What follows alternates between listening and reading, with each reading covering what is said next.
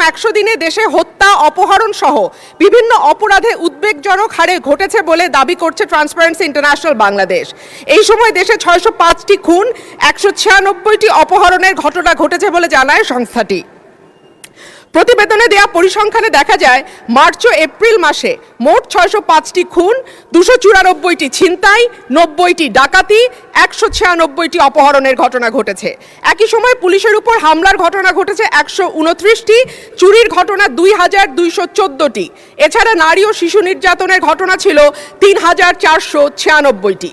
আলোচিত সময় ধর্ষণের শিকার হয়েছে 78 থেকে 102 জন, গণধর্ষণের শিকার 30 থেকে 36 এবং ধর্ষণের শিকার শিশুর সংখ্যা 49 থেকে 71 জন। মাননীয় স্পিকার, আমাদের এই পরিসংখ্যানটি স্পষ্ট করে দেয় বাংলাদেশে গত 3 মাসে আইন শৃঙ্খলা পরিস্থিতির অবস্থা কি।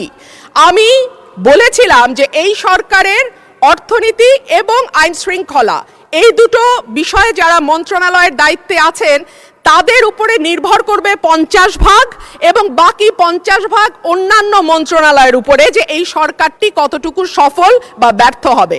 আজকে মাননীয় স্বরাষ্ট্রমন্ত্রী সংসদে উপস্থিত থাকলে আমার পক্ষে সহজ হতো আরো স্পষ্ট করে বলা যে